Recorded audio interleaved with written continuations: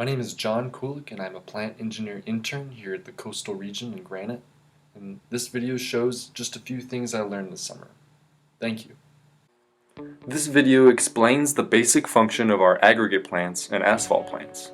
We will begin with the aggregate plants. Shown here is Felton Quarry. The show starts in the pit, where the loader feeds the grizzly, and the grizzly pushes the material to the jaw for crushing. Then, the material travels down a conveyor to the surge pile. Now we are at Hanley Ranch Quarry, near Chular, California. Once the material reaches the surge pile, it feeds through bins onto another conveyor belt, which then goes straight to the plant for further crushing. The material then arrives at a screen. The screen continuously vibrates, allowing the smallest material to fall through and the larger material to stay on the first deck. The screen discharges materials to the natural fines belt, fine AC screen, and the secondary crusher. The secondary crusher discharges to the fine AC screen, which then discharges to a stockpile to the natural fines belt or the tertiary crusher. The tertiary crusher goes right back to the fine AC screen. From the fine AC screen, it also discharges to the coarse AC screen, which stockpiles the material. It also sends materials to the natural fines belt.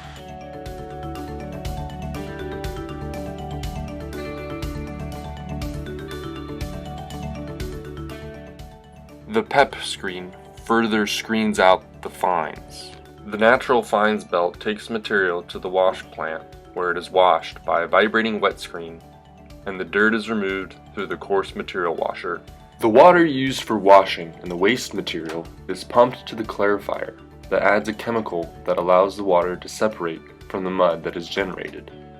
This water is then pumped to ponds, where the silt settles to the bottom and the water is reclaimed. The material at this plant is used for asphalt and concrete aggregates, as well as landscaping products. Next, we'll go back to Felton Quarry, where we also have an asphalt batch plant. The asphalt plant starts with the cold feed bins. They contain 3/8 rock, rock dust, 1/2 inch rock, 3/4 inch rock, and sand.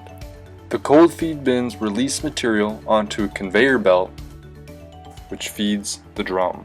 The drum rotates with the material inside, mixing it together, as it is all heated by the burner to rid the material of all moisture and heats it up to 350 degrees. All of the airborne material generated from the drum is filtered through the baghouse, keeping the dust out of the air and emitting steam from its stack.